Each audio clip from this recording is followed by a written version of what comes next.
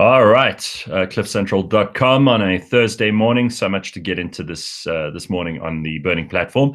If you haven't joined us for one of these before, it's really a current affairs show where we talk about stories that are in the news. We get some commentary, some analysis. We bring you different voices from different places in the political, in the news, in the commentariat sections of South Africa. People who have interesting insights, and hopefully we bring you a diversity of views too.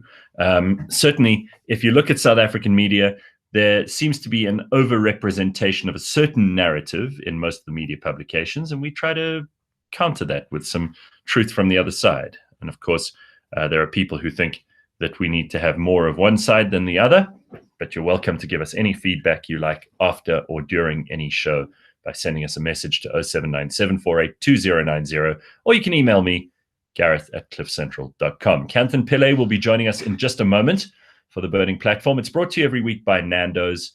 We talk about everything, and we're happy to hear your suggestions today too. So, let me reintroduce to you someone who is not unfamiliar to cliffcentral.com, someone who was here at the beginning of our business and the beginning of our broadcasting with the Renegade Report, something that he set up and still does with Jonathan Witt. He is Ramon Cabanac. Ramon, how are you, dude? Nice to see you. Good morning, Gareth. And I'm very well, and thank you for introducing me and inviting me to this most auspicious show. I saw on, I don't know what social medium it was, but I saw how excited you were yesterday. And I thought, you know what? Actually, it's outrageous that we haven't had you more this year. We've had much less erudite people than you, a couple more times than that. So, well, I mean, we haven't tested the waters yet, so let's see. First time here. I mean, I'll get you invited. You might be terrible. Let's not put too much pressure on. But listen, first of all, congratulations on the morning shot. How are we looking there at the moment? How many subscribers have you got going on there? We inching up to about 18,500. That's phenomenal. When did you start this? January 26th. This year? Yes. And you're almost at 20,000 subscribers. Well, I have to see it to believe it, but yes, almost. I was expecting, my goal was 5,000 by December. So, yeah, I've no complaints on that side. I'm very happy with the growth there. That's very good. So how would you describe the morning shot to someone who hasn't heard it before? So morning shot is not an innuendo for anything else other than a coffee shot with all the news that you need in about 10 minutes. So I take 2 or 3 stories of the day, add my analysis to it, and that's the morning shot. All right, very good. Well, it seems like it's working, and congratulations to you, and long may it continue to grow. The more media voices we have, the better for everybody.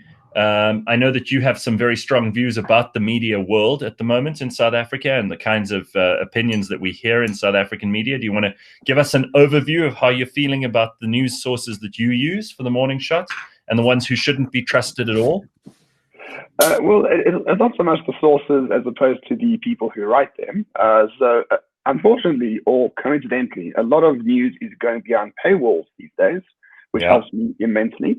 The problem with paywalls is you need to have quality behind those paywalls, and most of the paywalls are just not worth the money at this rate.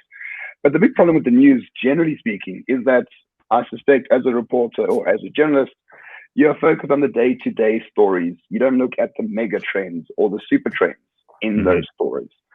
So it's important to look at the news and analyze it over a long period of time and look at the trends that are happening rather than focusing on the story of the day. Very, very good. Kanthan, nice to see you. How are you this morning? Excellent, guys. How are you guys doing? Yeah, good. Fine. Thursday morning, we're heading towards spring. Things are good. I'm not going to complain too much. And of course, we're coming out of the tyrannical lockdown, even if it is only a step at a time. So, Kanthan, I know you've got lots to talk to Ramon about, but he just explained to us what the morning shot is. And for people who haven't heard it before, that seems to be doing extremely well. Are we at the Cabanac household lockdown level yet? Because for most people, this is still very oppressive. There are still some people who think that we should have more of a lockdown at this stage. Looking back now at March the 26th, when it all started, this has been one hell of a journey. There are still places in the world that we would think would be free, like New York City, where despite the fact that they're getting 4 new cases a week or something small like that, it's a tiny number of cases that are coming up in places like New York. The governor and the mayor of New York refuse to open it up. They refuse to unlock. And obviously this is political. And in South Africa, it may be part of a political plan too, to not have any exit strategy for lockdown. Or do you think that we're moving in a positive direction? Is there any of us who actually believes for a second that this government of ours knows what they are doing at any level? Well, listen, I'm a silver lining kind of guy. And I do believe that while this lockdown has hit them as hard as it's hit anyone else in the world, and they had no idea of what to do in the beginning, I do think they've seen the advantages through the last few months. It takes them a long while to learn. They're not very bright. But it is possible to see that they have grasped the fact that this lockdown may give them powers and authority that hitherto were out of their reach. They can use the COVID excuse for a lot of things, and they have tried, and some of them have succeeded and some have failed.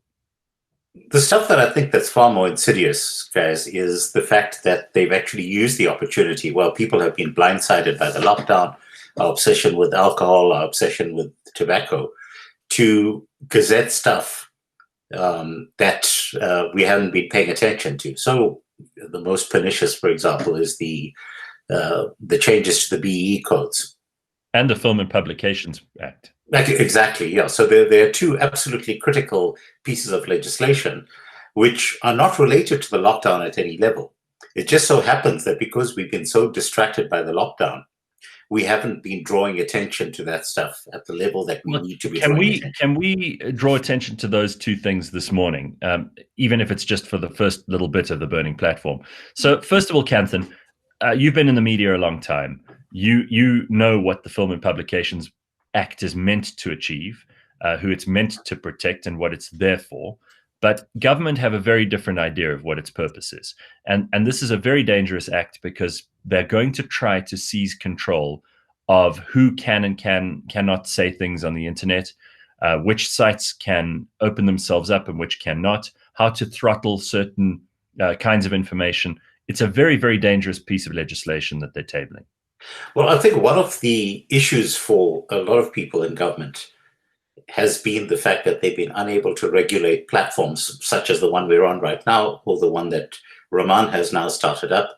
In fact, all of these podcasters around the country who've been coming to the party and providing really critically important insights into what's going on in the country that is just not getting covered at any level by the mainstream media. And the question really on their minds has been to try and work out how to actually put some level of control upon these platforms. I actually expected that the first port of call for them would have been to go via the Human Rights Commission, because that happens to be their go-to Rottweiler for lots of things. I tend to end up ignoring the Human Rights Commission by and large, because their ability to actually cause lasting damage is really quite limited if you think about it. But trying to actually put in place a legislative framework that will potentially end up tying up the likes of germ warfare, as an example, in essentially legal wranglings. Because fundamentally, if you look at the pattern that happens in other parts of the world, the core of cancel culture is to try and basically bludgeon alternative voices into submission. And legal costs can very quickly shut down a voice that is on the fringe as far as the mainstream is concerned, just simply because they can't afford to stay in the game. But that's concerning stuff. But surely if the government have intentions to shut down voices like Rahman's through the new Film and Publications Act, surely they also then have to, by virtue of that legislation being effective, they have to then also target massive social media platforms and businesses like Google, because those people are as much a platform for Rahman or for anyone else as their own platform is. Of course, that's where he lives, but he can quite easily spread his stuff on Twitter or Instagram or Google or Facebook or anywhere else. And they have no hope in hell of restricting our access to that stuff, do they? No, they don't, but they do have the ability to go after people one person at a time, which really is the point of concern, because you essentially pick and choose your targets. So, and we've seen this pattern happen across the pond in the US, and essentially it's the same playbook that they are working on, and they will try and go after people one-on-one. One of the problems that they have to deal with, though, is the whole question of jurisdiction. And they have to actually come up with some sort of reasonable way of trying to show that they do have jurisdiction over the stuff that's being put out. And so if they went after Rahman, for example, and they decided he was target number one, could he not just move his business to Malta or to Mauritius or to anywhere else, have it registered there or have his servers there, and then they're outside the jurisdiction of this government? Well, technically, if you look in terms of the governmental jurisdiction, and what is that idiot Greek guy who dropped a K-bomb up in while on holiday? Adam Katsavelos. Katsavelos, you know, as a specific example. You see, to my mind, it was very clear that even though I have, you know, significant issues with the guy being an asshole, that we don't have jurisdiction, because it's an offense that was committed on foreign soil, and it's up to the people in Greece to basically end up trying him and convicting him if it happens to be a crime in that neck of the woods.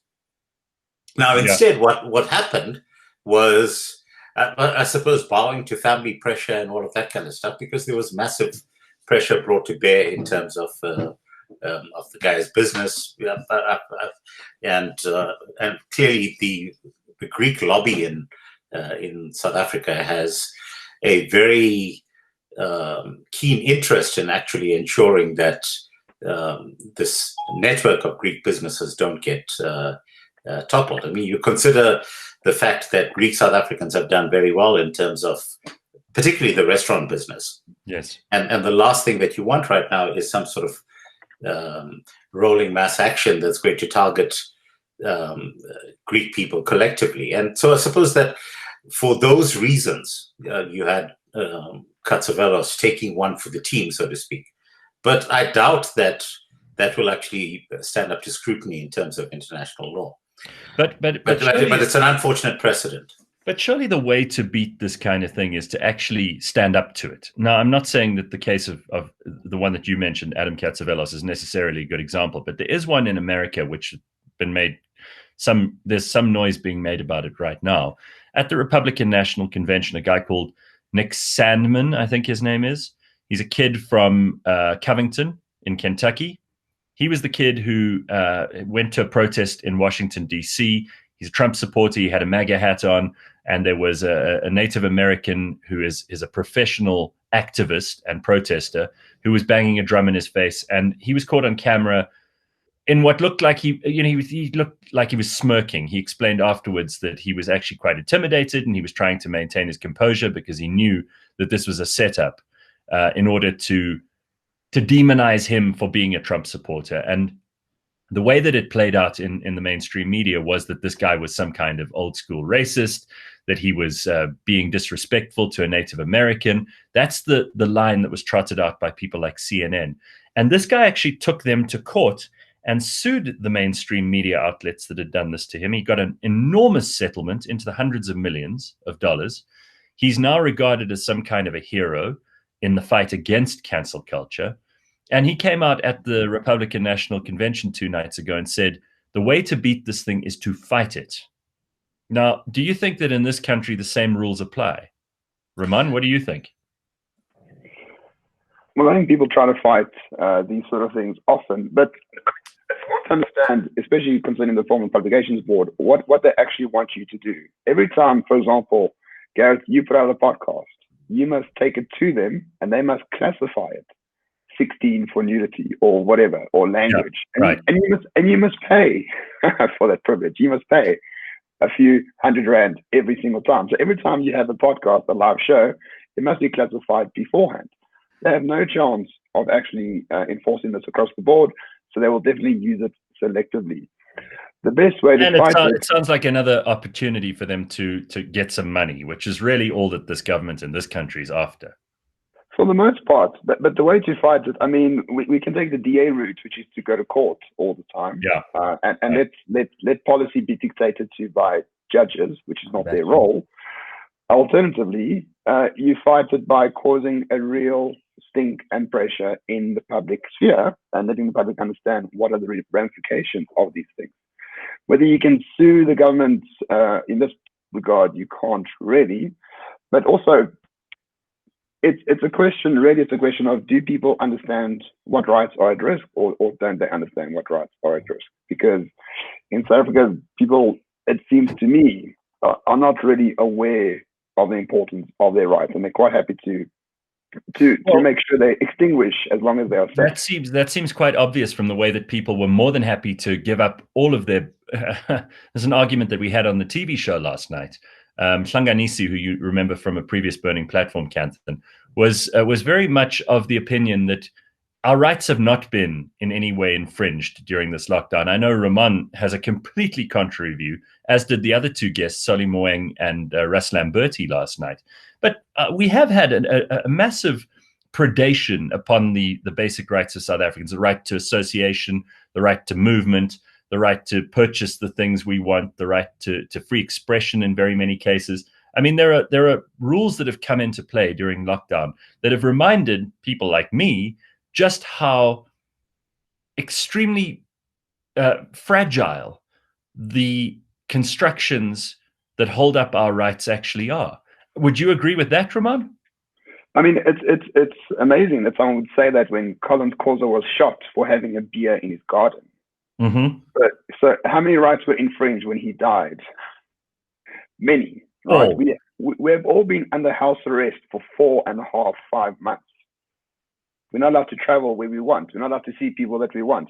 Those are all rights that have been extinguished in the name of safety. I mean, the assumption that no rights have been trampled on beggars belief at this stage. But I've actually forgot your question, Gareth. Sorry. No, the question is, okay, so going back to the Film and Publications Act, for example, I think that this is an issue of free expression. Obviously, in America, they have a First Amendment, which protects that. In South Africa, we have our Bill of Rights.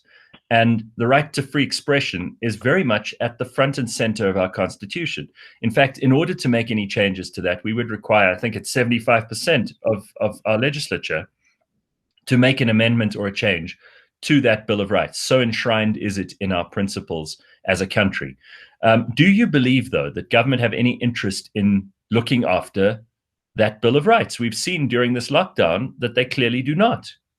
No, absolutely not. But remember, I mean, the Constitution says one thing about freedom of speech, but then they developed what's called PEPUDA, which is the Promotion of Something or Other Act in 98 or 99. And that created the Equality Court. That created a lot of these other kangaroo courts. And the definition of free speech in PEPUDA is much narrower than the definition of free speech in the Constitution. And then I think, what's his name? John Kulani. Surely then if it was challenged, if this was taken to the Constitutional Court, and it came up that this act, whatever it is that you've just mentioned now, up against the Constitution, the one is superior to the other. Well, it was challenged late last year by John Kulani, who said, for us, not name, he said gay marriage is not okay. Yeah. Mm-hmm. All those years ago. And the SCA, the Supreme Court of Appeal, found that certain parts of PEPUDA are actually unconstitutional. But since then, nothing much has happened. So they haven't struck it down. No, right. but all the elements of the Equality Court beforehand could possibly be unconstitutional, but no one took it a step further. I don't want to waste time because to have both of you on the Burning Platform today is a really good thing. So I want to go to what Canton raised a little bit earlier, because we've now discussed, I think, the Film and Publications Act to some degree, not to the degree that I'd want to, but let's just move to the BEE codes, because you mentioned that, Canton, as an area where government has been surreptitiously changing things without our notice. That's quite right. Because what's going on there? Well, the last codes that were gazetted, which I think was sometime in mid-July, Gareth, I speak under correction, but effectively will allow government to come into your business and impose quotas on the basis of race within your individual business. So it no longer becomes a question of having broad codes that you are meant to try and honor the spirit of. For example, these broad brushstrokes that come up with the idea that you need to apply demographics in terms of hiring. But again, it's one of those cases where government has always rigged the playing fields. So for low-paying jobs, they want to apply local demographics. For high-paying jobs, they want to apply national demographics.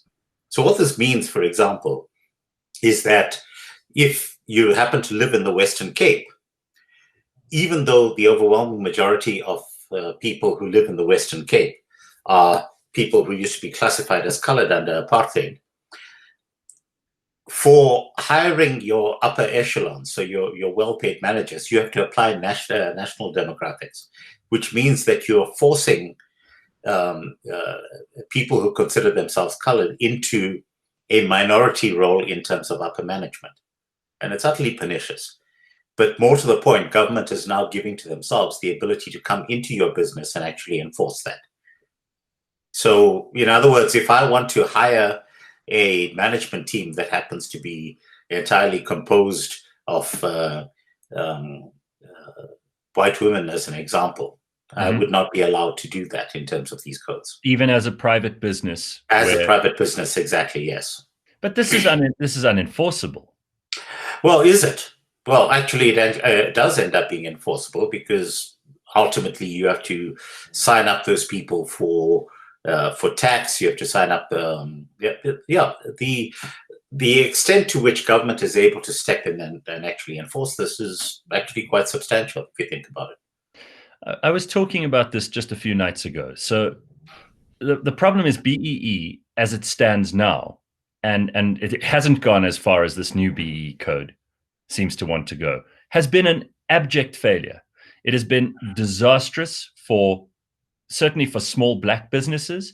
It's been an opportunity for fronting and all kinds of other dangerous and not necessarily honest practices in white businesses or old corporate South Africa, where they've really just been ticking the boxes and doing whatever they could to comply with the letter of the law rather than the spirit of the law. And we know that government has got no leg to stand on when it comes to trying to defend BEE. All it's done is made the elites in the ANC that much richer at the expense of young Black entrepreneurs and people who have really good ideas and people who could ostensibly start their own businesses with less of the red tape around them. It's done nothing to help small businesses, either Black, white, colored, or Indian in this country in any which way. And that is, I think, an accepted fact.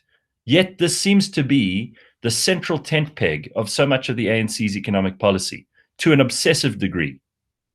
Well, it allows them to be very selective in terms of how it gets applied. And fundamentally, it comes back to the whole concept of cadre deployment, which, again, that effectively becomes the way of the ANC continuing to feed at the trough and to give as many seats at the table to as many of its members as they possibly can.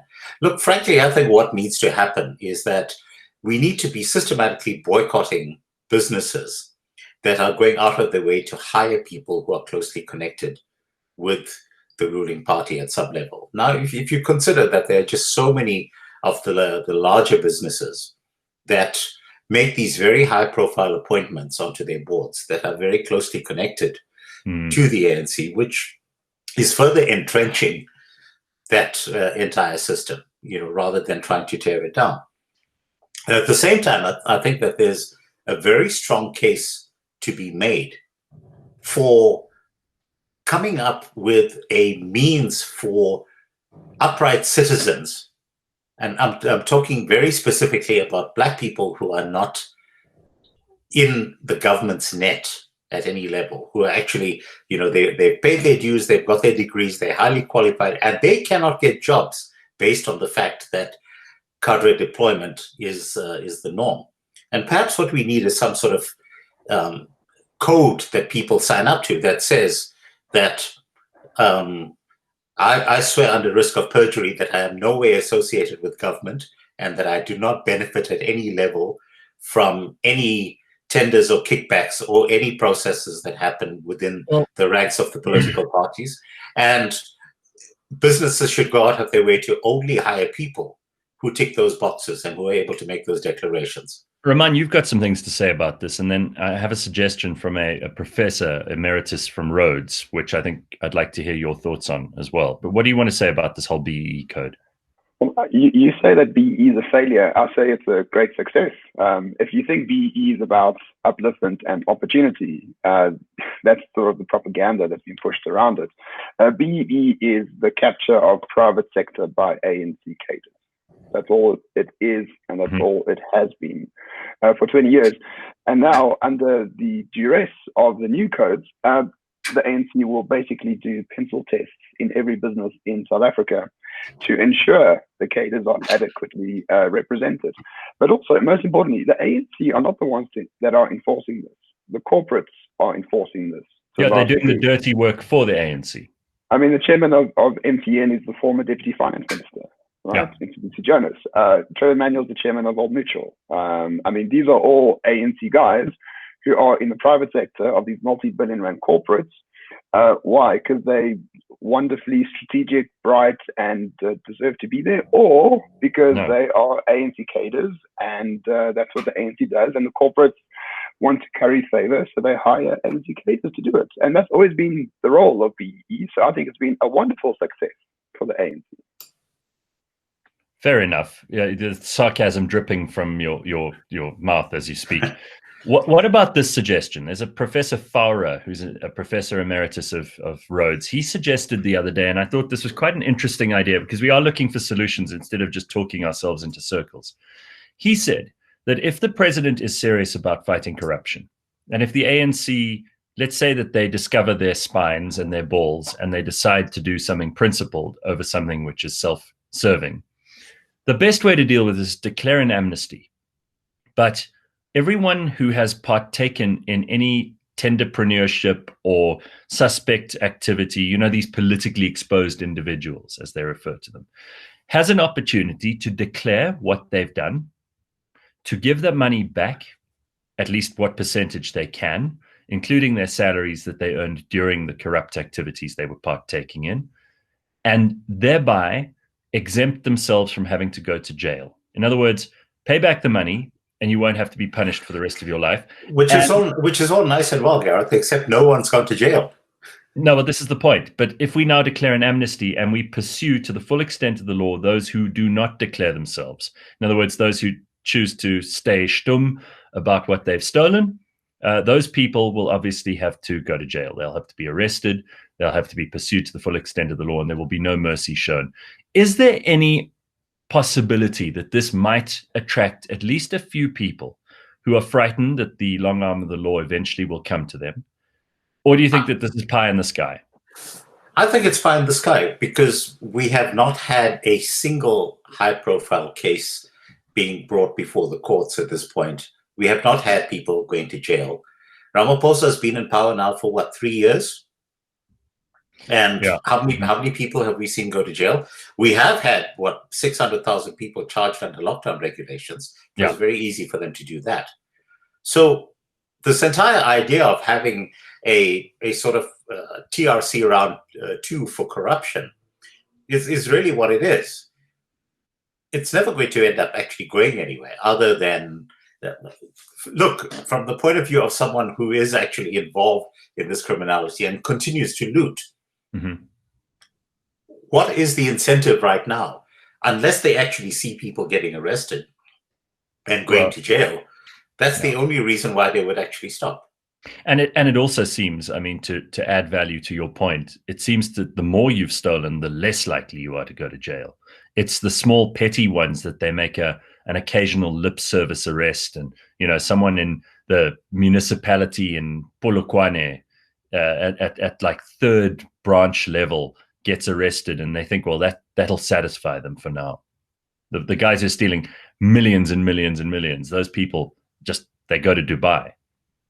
Yeah, but it's also the modus operandi of the government. There's a catastrophe, there's a disaster. You have a commission of inquiry or a TRC or something. Everything gets aired and then everything gets swept under the carpet later. Nothing actually happens after that, right? And if you look at the original TRC, just the amount of just blatant fraud and corruption in that TRC hearing, and how they basically said, the ANC did nothing wrong, and Eugene Lecoq did everything wrong. You don't get clarity on the situation whatsoever, and in fact, there is no solution granted. It's just a so when you see the logical thing. When you see the Zondo Commission, do you think that's just a total waste of time? Well, I mean, just based on the evidence, especially now that the Zondo Commission, in their terms of reference, the MPA can now prosecute. I mean, the Zondo Commission's been going on for 18 months, 2 years now. Mm-hmm. Just on testimony, people should be prosecuted and jailed by now, but it just doesn't seem to happen at all. So it might be useful for some elements of the ANC to have Zondo Commission carrying on. They only implemented it under duress through a court order. But other than that, I don't see any form of conclusion being reached. Then it is worth giving credit to Jacob Zuma for having been a man of some ability to wreak havoc in some people's opinions, but certainly to affect the ability of the criminal justice system to do its job. He has completely eviscerated that entire cluster in the state. He's made it impossible. And Shamila Batoy doesn't seem like she's in any hurry to pick up the pieces and start rebuilding it, even though we occasionally hear empty words coming from her. As you say, no prosecutions, no important arrests, none of that stuff's been happening. No, not at all. And if you look, there are actually budget cuts happening to the National Prosecuting Authority. They'll need to let 550 people go if their budget is not increased this year. So there's no, it's a bit like land reform. It gets the lowest budget out of all the ministries, and then people hype it up to be like the most important function of the state. Just look where the money's going, guys, and then you can see how important it is. Tell me quickly, Roman, you've looked at the numbers from lockdown, and you think South Africa's finished? For the most part, yes. So there was a Stat SA study done. It was published in MoneyWeb 2 days ago. So I did this video 2 days ago, so I'm going to be way off. But restaurants down 99%. Tourism down basically 100%. Car sales and motor trade down 49%, I think, in the second quarter of 2020. These are millions of people's livelihoods destroyed. The alcohol ban destroyed, 40,000 taverns around the country. I don't see in the social construct called South Africa, the economy recovering in any meaningful way. This lockdown has destroyed another decade of potential prosperousness in South Africa, and I just don't see a way back for the country. I see a way back for people generally if they build robust, resilient communities and protect themselves from state predation. But as a country, as this thing we call South Africa, there's no recovery within the next 10 years. You want to add anything to that, Canton? It's pretty miserable, but I mean, I can't argue. I don't know. Just on the statistics, it seems like an inevitability that we're going to have to climb this hill again, a hill that we were slowly starting to get up. Yeah, look, I don't know about whether it's miserable, right? But I think one of the points that I've been making for quite a while now is that it has to get worse before it gets better. And I think an important result of this, even though it's disastrous for the economy as a whole, is that it's actually putting the squeeze on the amount of revenue that's now flowing into the coffers of government. Yeah, directly. And so ditto in the case of the alcohol ban, ditto in the case of the tobacco ban.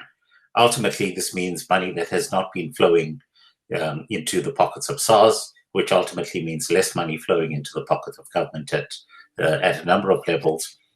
Look, no doubt they're going to do what we've spoken about quite often, which is going after pension funds, because that is low-hanging fruit. But one of the things that we need to give South Africans credit for is that we have this ability to actually work around problems whenever they come along. And so if you look particularly in terms of the way in which cigarettes continue to flow, during the period when they were purportedly banned. Yeah. That's an indication that we actually have the ability to put in place alternative systems that bypass the existing ones. And I think that we are at the point right now where it really becomes our patriotic duty to do everything that we possibly can to keep as much money out of the hands of government as we possibly can. And Well, that means doing very basic things like agreeing to barter services. yes, absolutely. And people will trade in things like Bitcoin and perhaps in gold, rather than, if it's a personal transaction between Roman and you and I, for example, rather than actually leave a paper trail or use the banks, because we know the banks are forced to be the handmaiden of government in terms of what SARS can do and access and what they can find out. But Campton, surely that's inevitable anyway, because a lot of businesses have shut down, and those who have been running will probably declare a loss. I don't think anyone except maybe Tito Mboweni in the ANC has even considered just how the taps have run dry. And there's going to be a huge rude awakening. I mean, this is tax month for a lot of people, right? Provisional tax month. That's so right, yes. Anyone who's paying provisional tax this month will have noticed that they're not paying that much on this year because there hasn't been that much trade. And therefore, the money that they would have paid last year to SARS is probably diminished by, I don't know, a quarter, maybe in some cases, all of it. Maybe people will not even be paying provisional tax this year because of the lockdown. That's bound to have a knock-on effect, even if the people in the ANC don't realize it now. They will by the time that SARS does its calculations. But again, this actually requires that they have some fundamental understanding of how the economy actually works. And truth be told, again, apart from Tito Mboweni, who happens to be Goldman Sachs trained and actually understands the way in which to run large economies. It doesn't mean that he wants to run it in the way that I'd like him to run it, but he does have a clear understanding of what's actually necessary to keep the taps flowing. And he is being kneecapped at every stage. So when you have other idiots like well, I don't want to call her an idiot directly because then she'll probably end up suing me. But let's just a certain minister, a certain minister who decides in her infinite wisdom that closing down the tobacco industry is a good thing to do. Mm-hmm. But you see, this is something I want to ask you both about. There are ministers like Fikile Mbalula, who's now making overtures to that minister you just spoke of, by trying to get the drunk driving limits completely reduced to zero. In other words, that any drunk driving, it's really a gesture. He's not going to improve anybody's lives. He's not going to necessarily save any lives. And we're all against drunk driving. But Fikile Mbalula, in his wisdom, believes that by making a law, it's going to be executed perfectly in every set of circumstances. These people actually think that politics is the art of the possible, that they can sit and come up with something and it will be carried out. I mean, like Nkosazana Dlamini Zuma probably thought when she made the ban on tobacco that would stop smoking in South Africa. They're idealists. Yes, absolutely. But understand the level of idiocy here. Every time there happens to be a situation where someone is caught driving at a very high speed, so something like 200 kilometers per hour. Okay. They get clocked, and what's the first thing that the Minister of Transport, irrespective of who the Minister of Transport happens to be, the first thing that the Minister of Transport comes out with is we need to reduce the speed limit. Now, hang on a second. Everyone is driving happily at 120 Ks. You have one person who has clocked 200. How is making everyone else drive slowly going to actually fix the problem of one person breaking the law? Well, it is that fundamental lack of understanding. Yeah, but they've only got one lever. Yes, so it's the law. It's the law of the instrument. When the only thing you have is a hammer, everything looks like a nail. What do you think, Roman? Well, I think, just beside the point, there's going to be a trend of alcohol restriction. You can see it starting to happen already. Over the weekend, I think 3 police officers and someone else died in a head-on collision. And there was a chase, a high-speed chase. And the claim is the person who was driving the other car was drunk. That person's dead. how are you going to do tests to see whether they were drunk or not? You cannot prove the claim that that person was drunk. Then you look at the 0% alcohol limit, which is dumb because if you eat sourdough bread, you can be above 0%. That's why that's why the limit is fairly not high by any means, but there is a gap there for people. And yeah, and you metabolize alcohol in a different way entirely. And then also, if you look at Panyaza the Sufi saying alcohol-free South Africa is the way to go, the problem with the government, they look at the consequences and they want to limit the consequences of something, or they want to limit the symptoms of something, but they don't look at the underlying cause of something. And when you're just fighting the smoke at the top, you never see the fire at the bottom and try to extinguish that fire. And that's all governments generally all over the world do. They look at symptoms, they input a law, then there's other symptoms from that law, and then they fight those. But they never look at the underlying thing, which is why are 17% of South Africans binge drinkers? That's the key, not how people drive. Because most of them can't get jobs, and they have bad family arrangements, and a lot of this is very messy. It's very, very messy, and it has to do with those social problems, which no one wants to deal with because they require an enormous amount of energy and time, and not just money, and not just laws. Look, in terms of the cracking down on the limits in terms of driving, one of my issues is that your ability to actually enforce it really goes out the window. So effectively, you end up with a scenario where people get arrested on the basis of suspicion because you've enforced a zero tolerance limit. You hit someone with a breathalyzer, which is not able to potentially pick that up. And so what do? You arrest the person, you take them in for a blood test. And it really ends up then becoming this clusterfuck of note because there is no way to actually enforce it based on the technology that's available. Where does this end up leaving us? Well, ultimately, if you look in terms of what the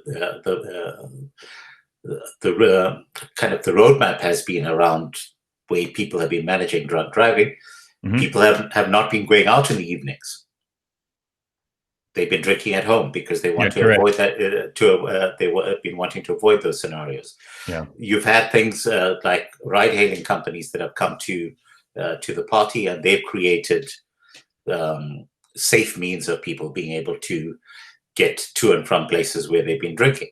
Yeah. And ultimately, these are solutions that actually end up being in the purview of people who can actually afford them. Correct. So again, but you're punishing the poor people, right? And so we're getting back to that. So again, if you look in terms of public transport in this country, a friend of mine from across the pond made this point to me, which was actually quite a bit of a revelation. He says, we don't have public transport in South Africa. What we have is commuter transport.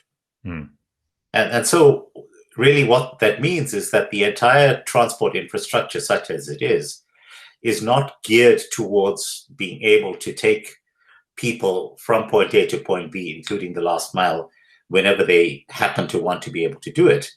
So for example, in most first world countries, and in fact, if you look at third world countries, like look at India, look at China, you can pretty much get public transport at any time of day in those countries to get from one place to another. But again, because we've had the entire infrastructure, the transport infrastructure of this country being absolutely gutted by the ANC's inefficiencies. No, it's on purpose. They do this because many ANC people own the taxis. Yes, absolutely right. This is not an incompetence. This is actually a huge degree of competence. They've made it look like, which is tremendous work on their part. It proves they can do something when they really want to. The ANC is actually in charge of transport in this country. And for poor people, there are no alternatives because they've removed them all. That's right. And as soon as you have a scenario where people try to provide alternatives, I mean, consider all of those businesses that have tried to provide late-night public transport to townships. Mm-hmm. And inevitably, those vehicles end up getting targeted by the taxi associations.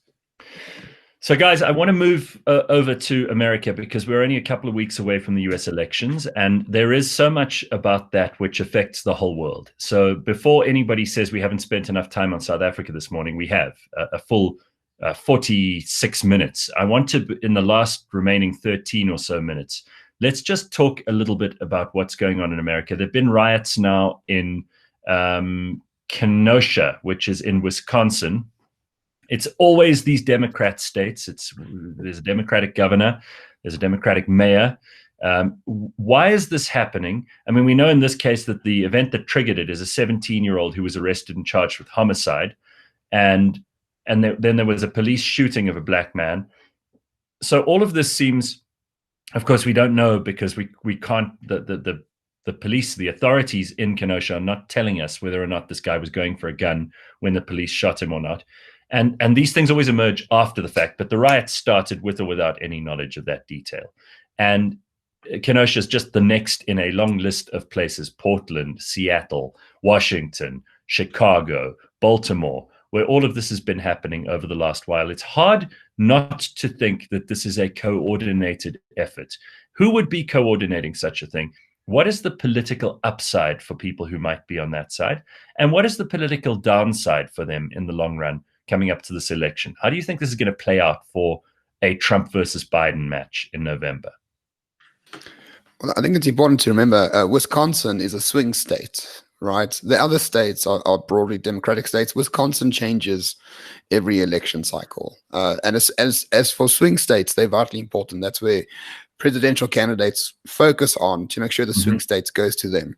Famously, Hillary did not focus on Wisconsin in 2016, and it was one of the reasons she lost. Indeed. And Trump won that state by 70,000 votes. It's like very, very close. It's tight. So in this particular regard, Jacob Blake was shot by the police 7 times. He's not dead, but he might be in a wheelchair for the rest of his life.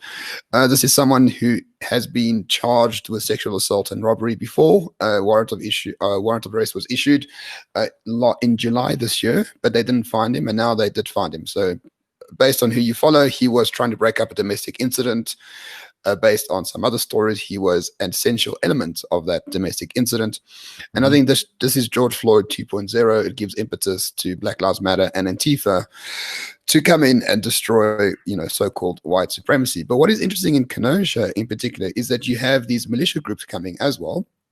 I think the 17-year-old who had an AR-15 who was being attacked and he shot 2 people, he was from Portland. He's not from Kenosha. So people are traveling with Black Lives Matter to fight Black Lives Matter, wherever Black Lives Matter happen to be, even if it's not their particular geographical area where they live. So he's under arrest for first-degree murder. They're importing violence.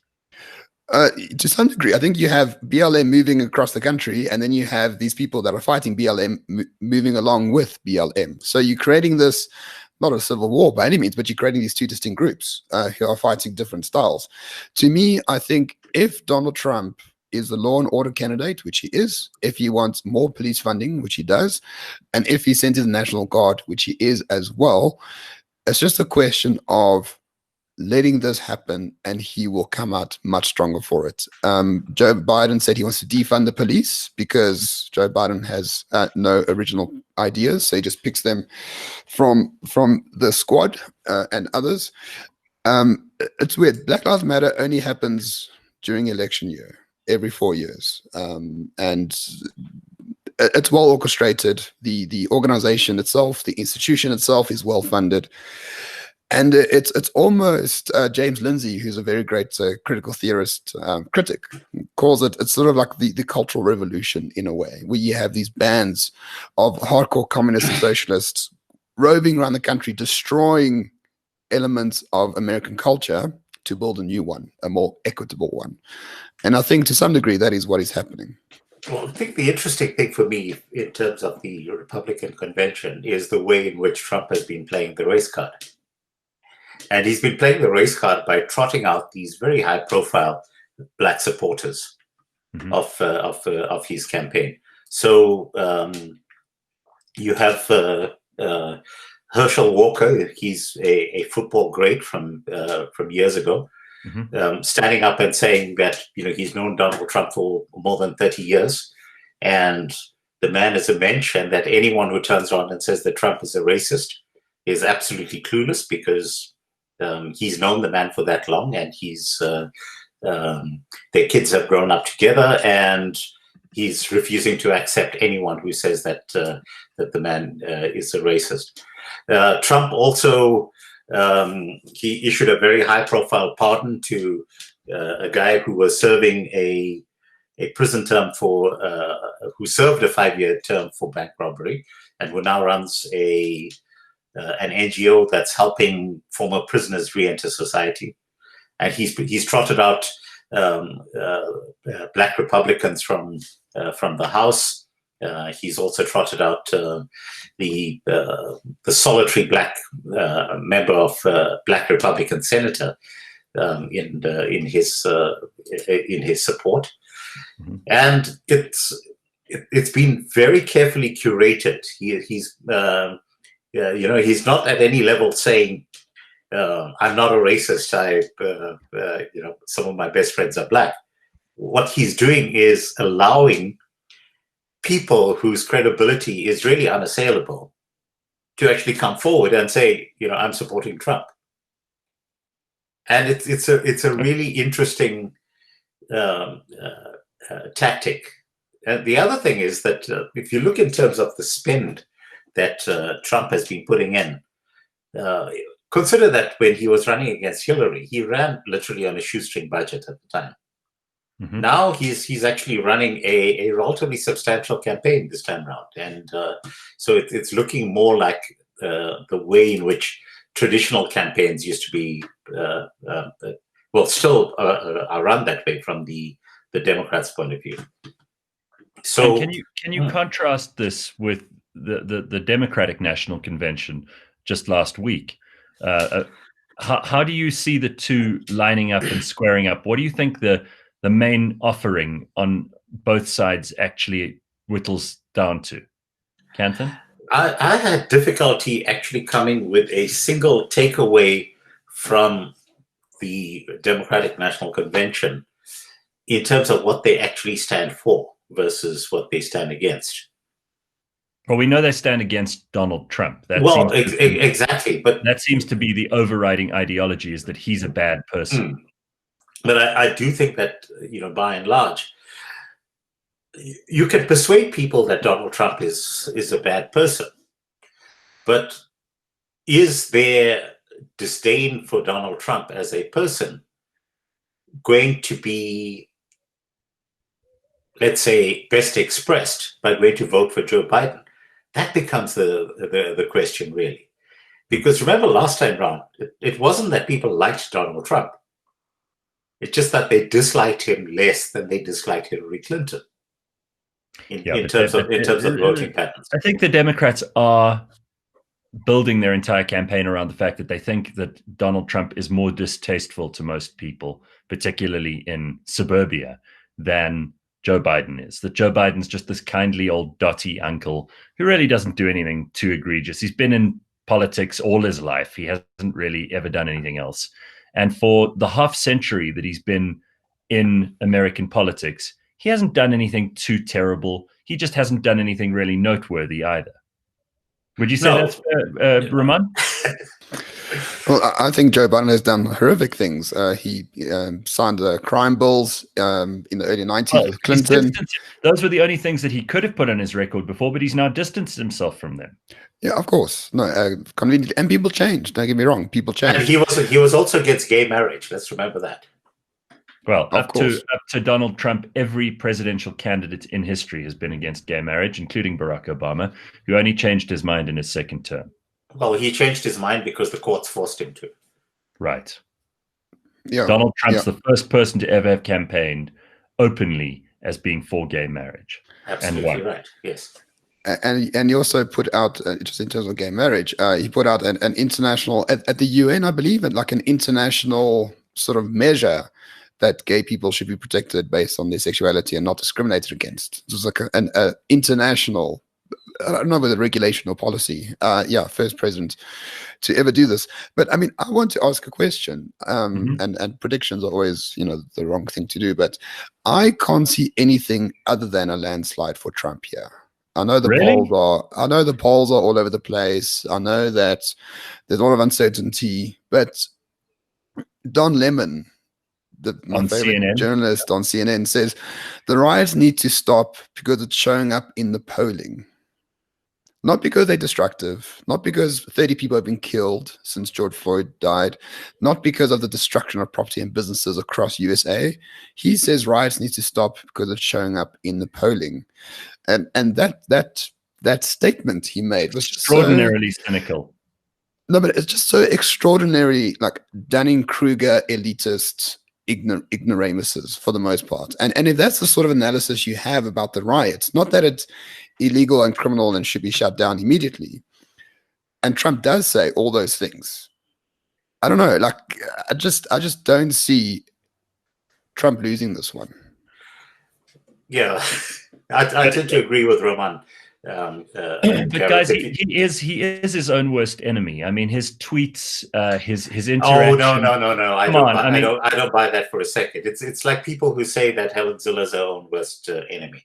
I think that Helen Zille's popularity with the masses of this country continues to be at the high that it always was, and frankly, that if she were to run for election again as leader of the DA, then people would turn up in their numbers to vote for her. I think that there's a sense of forthrightness that people actually end up appreciating, even though cancel culture tries to say things to the contrary, like he's his own worst enemy or things like that. No, I don't buy that for a second. I disagree with a lot of stuff that. Thanks very much. You're throwing me in with cancel culture, are you? Thank you. I appreciate that very much. That's nice. it's the name of the words there, Gareth. Really. Okay. All right. Well, listen, unfortunately, we're out of time. Raman, we will have you back. And your microphone did improve substantially after Canton said, my God, you sound terrible. Luckily, on the morning shot, you won't hear his microphone sounding terrible. Canton, thank you for joining us, as always. And a big thank you to Nando's for making it possible every single week for us to discuss this range of interesting topics we covered today and many, many more. So we will have a new episode for you next week. But if you missed anything today, it will be available as a podcast. I just want to say, Gareth, on that note, that very quick pickup from Nando's in terms of Tito's chicken. Oh, yes. I don't know if you actually got that. Excellent. Yeah, it was brilliant. Yes. Superb. All right. So any parting words from you, Raman? Anything else you'd like to say? Canton, anything you want to throw in before we wrap it up? The beatings will continue until morale improves. All right. Thank you, Canton. Nothing else from you, Raman? Nothing else from me. Thank you for your kind invitation, and I will be glad to be back. All right. We will have this available for you as a podcast momentarily. CliffCentral.com, Thursday morning. Thank you for joining us.